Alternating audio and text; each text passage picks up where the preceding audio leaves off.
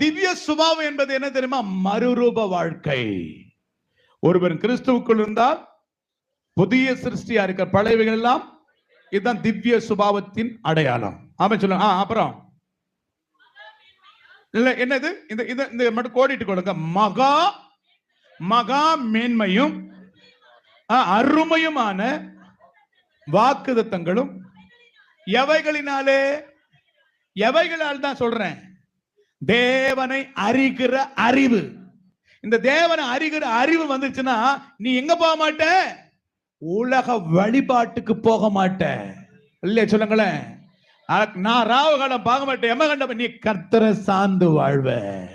கர்த்தரை நம்புகிறவனோ செழிப்பான் செழிப்பான். அல்லையா சொல்லுவோமா? கர்த்தருடைய பரிசுத்த நாமத்திற்கு மகிமை உண்டாகட்டும். அப்ப தேவனை அறிகிற அறிவு, இந்த அறிவு எது